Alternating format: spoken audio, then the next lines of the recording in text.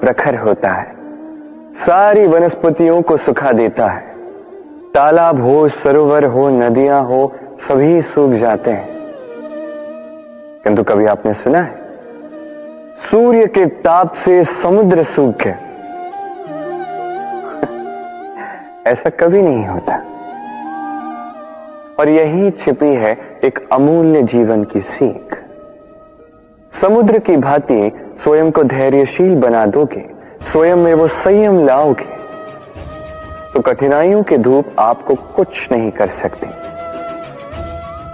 आपसे वो भाप निकलकर एक मेघ बन जाएगा जो जाके सूरज को ढक देगा, और फिर होगी केवल सफलता की वर्षा। तो आइए और मेरे साथ धैर्य से कहिए राधे राधे।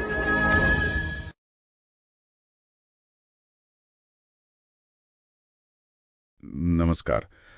आज हमारे पास विश्लेषण के लिए एक बहुत ही छोटी सी वीडियो क्लिप है, लेकिन इसमें एक पहेली जैसी बात छुपी है।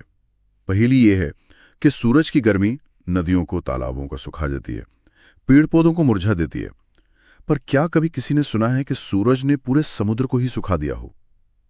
अब पहली नजर में तो इसका जवाब बहुत सीधा लगता है कि भाई समुद्र बहुत बड़ा है, लेकिन आज की क्लिप कहती है कि असली जवाब साइज में नहीं बल्कि जीवन के एक बहुत गहरे सबक में है। बिल्कुल, और यहीं से मतलब हमारी आज की बात शुरू होती है। ये सिर्फ भूगोल का सवाल नहीं है, दर्शन का है। स्रोत में सूरज को कठिनाइयों की धूप कहा गया है। ये वो चुनौतियां हैं, वो मुश्किलें जो हमारी ऊर्जा, हमारी हिम्मत को वैसी सोख लेती हैं जैसे तेज धूप किसी छोटे तालाब को। हम सब ने अपनी जिंदगी में इस धूप को महसूस किया है। तो आज हमारा मिशन सिर्फ इस रूपक की परतें खोलना नहीं है, बल्कि ये भी देखना है कि ये विचार असल दुनिया की कसौटी पर कितना खरा उतरता है। तो चलिए इस पहेली को सुलझाना शुरू करते हैं। स्रोत में सूरज की ताकत के बारे में कहा गया है। सूर्य का ताप कितना प्रखर होता है, सारी वनस्पतियों को सुखा देता है। तालाब हो, सरोवर हो, नदियां हो, सभी सूख जाते हैं। ये पंक्तियां सीधे सीधे जीवन में आने वाली मुश्किलों की तीव्रता को दिखाती हैं, जब लगता है कि सब कुछ खत्म हो जाएगा। और यहाँ देखिए, एक जो ध्यान देने वाली बात है ना, वो ये है कि सूरज कोई भेदभाव नहीं करता। उसकी गर्मी सबके लिए एक जैसी है। उसी तरह जीवन की चुनौतियां भी किसी के लिए भी आ सकती हैं। वो ये देखकर नहीं आती कि कौन तैयार है और कौन नहीं, है ना? हाँ, ये तो है। असल फर्क तो इस बात से पड़ता है कि कौन उन चुनौतियों का सामना कैसे करता है। एक छोटा तालाब और एक विशाल समुद्र, दोनों पर धूप एक जैसी ही पड़ती है, लेकिन दोनों का अंजाम बिल्कुल अलग होता है। और यहीं पर समुद्र का उदाहरण आता है जो बिल्कुल अलग है। हाँ, स्रोत के अनुसार, किंतु कभी आपने सुना है सूर्य के ताप से समुद्र सूख गया? ऐसा कभी नहीं होता। यह हमें सोचने पर मजबूर करता है कि समुद्र में ऐसा क्या खास है। अगर जवाब सिर्फ आकार नहीं है तो फिर क्या है? स्रोत कहता है कि असली जवाब धैर्य और संयम में छिपा है। पर धैर्य का आकार से क्या लेना देना, ये गुत्थी थोड़ी उलझी हुई लगती है। हाँ, यहीं पर मतलब ये रूपक और गहरा होना शुरू होता है। स्रोत कहता है, शदर की भांति स्वयं को धैर्यशील बना दोगे, स्वयं में वो संयम लाओगे।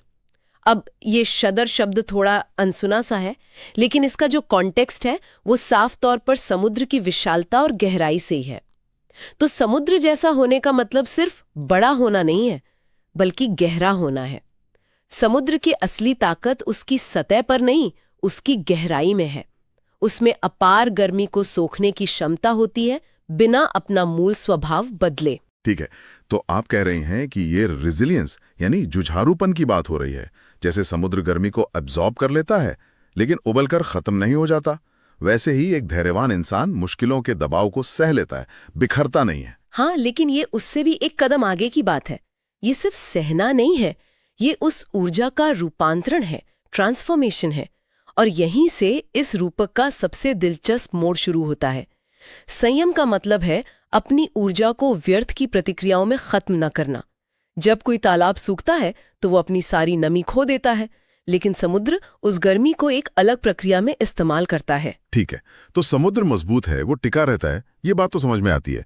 लेकिन स्रोत यहाँ एक बहुत बड़ा दावा करता है कि सिर्फ टिके रहना ही काफी नहीं है, बल्कि आप हालात को पलट सकते हैं।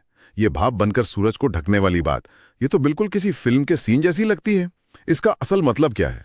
आपसे वो भाप निकलकर एक मेघ बन जाएगा जो जाके सूरज को ढक देगा। ये कैसे मुमकिन है? ये एक अद्भुत विचार है और ये सिर्फ एक खूबसूरत मेटाफर नहीं है।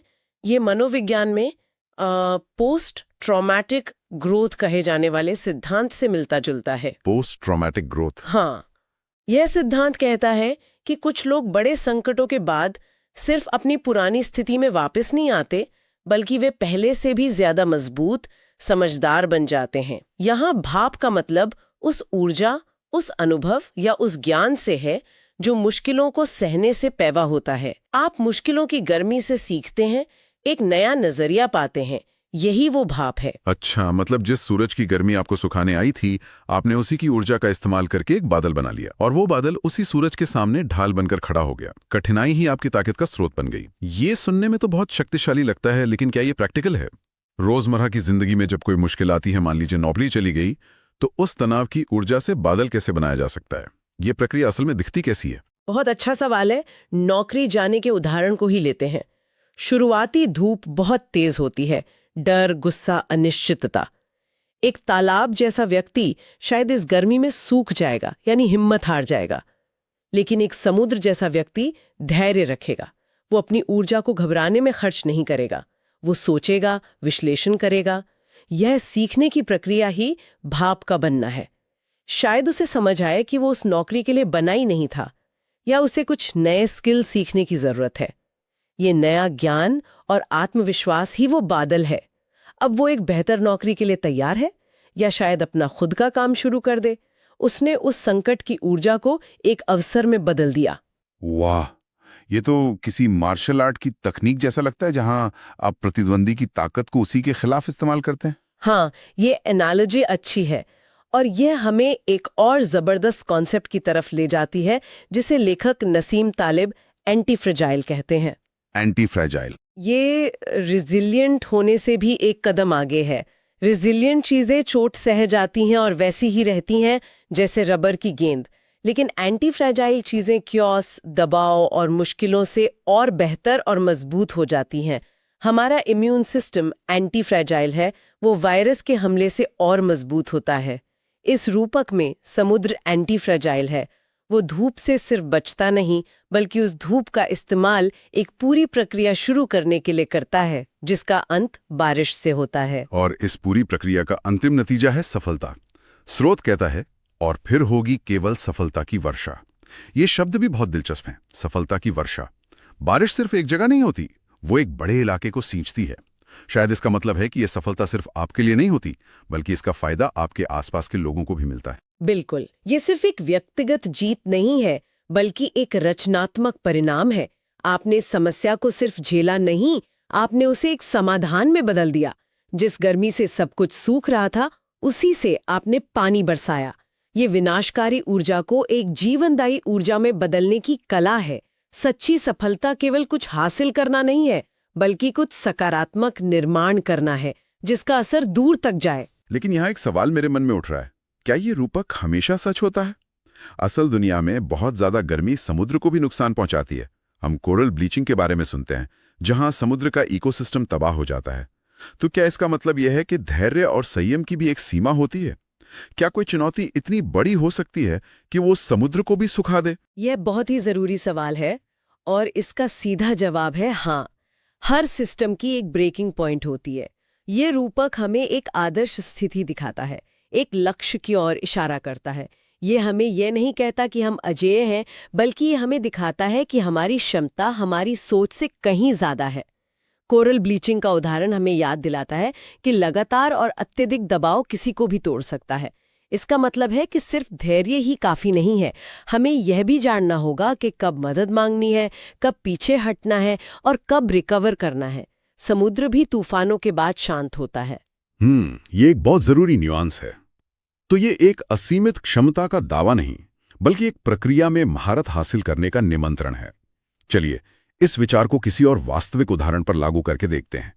एक स्टार्टअप के बारे में सोचते हैं जिसे बाजार की धूप का सामना करना पड़ता है। फंडिंग की कमी, तगड़ा कंपटीशन, ग्राहकों का न मिलना। बेहतरीन उदाहरण है। ज्यादातर नए स्टार्टअप तालाब की तरह होते हैं। उनके पास सीमित संसाधन यानी पानी होता है। जैसी बाजार की धूप तेज होती है वो जल्दी से सूख जाते हैं, मतलब फेल हो जाते हैं। लेकिन एक समुद्र जैसा स्टार्टअप क्या करेगा? उसके पास एक गहरा विजन और मजबूत टीम होती है। वो शुरुआती असफलताओं से घबराता नहीं है, वो धैर्य रखता है। तो इस केस में भाप क्या होगी? भाप होगी वो सारी सीख जो उन्हें अपनी गलतियों से, ग्राहकों के फीडबैक से और बाजार को समझने से मिलती है। वो हर नहीं को, हर मुश्किल को डेटा की तरह देखते हैं। ये सब उनका अनुभव है जो भाप बन के ऊपर उठता है। और फिर इस भाप से वो एक बादल बनाते हैं। ये बादल हो सकता है उनके प्रोडक्ट में एक बड़ा बदलाव, एक बिजनेस मॉडल पिवट या एक नई मार्केटिंग स्ट्रैटेजी जो उनके सारे कॉम्पिटिटर्स को हैरान कर दे। और ये बादल उस सूरज यानी मार्केट के दबाव को ही ढक देता है। बिल्कुल। और फिर होती है सफलता की वर्षा। जब उनका नया प्रोडक्ट बाजार में छा जाता है, उन्हें बड़ी फंडिंग मिल जाती है और वो इंडस्ट्री की लीडर बन जाते हैं। उन्होंने बाजार के दबाव को ही अपनी तरक्की का हथियार बना लिया। मुझे एक लेखक की कहानी याद आती है जिसे दर्जनों प्रकाशकों ने अस्वीकार कर दिया था। वो चाहता तो तालाब की तरह सूख सकता था, लिखना छोड़ सकता था, लेकिन उसने हर अस्वीकृति की धूप को अपनी कला को और निखारने के लिए इस्तेमाल किया। वो भाप उसका अनुभव था। अंत में उसने अपनी किताब खुद प्रकाशित की और वो बेस्ट सेलर बन गई। वो बादल था जिसने पूरी इंडस्ट्री की सोच को ढक दिया। तो इस पूरी चर्चा का सार ये है कि मुश्किलें तो आएंगी, धूप तो हमेशा रहेगी। सवाल ये नहीं है कि हम उनसे कैसे बचें, बल्कि ये है कि हम उनका सामना कैसे करते हैं। क्या हम एक तालाब की तरह हैं जो हर चुनौती के सामने सूख जाने का खतरा मोल लेता है, या हम एक समुद्र की तरह बनने की कोशिश कर सकते हैं जिसमें न केवल सहने की गहराई हो बल्कि मुश्किलों की ऊर्जा को सफलता की बारिश में बदलने की क्षमता भी हो। एकदम सही। और स्रोत का अंत इस विचार को एक अभ्यास में बदल देता है। वो कहता है, तो आइए और मेरे साथ धैर्य से कहिए राधे राधे।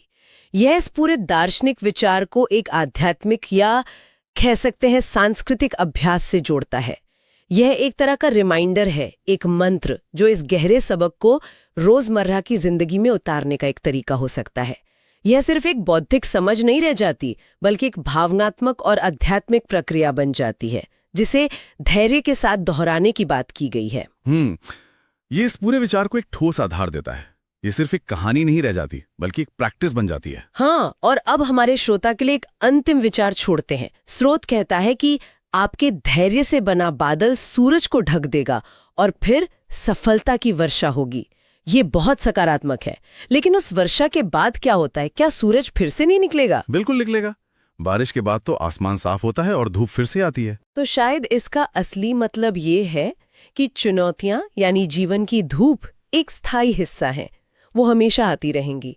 असली कला उन्हें हमेशा के लिए खत्म करना नहीं है, बल्कि बार बार उस गर्मी को बारिश में बदलने की प्रक्रिया में महारत हासिल करना है।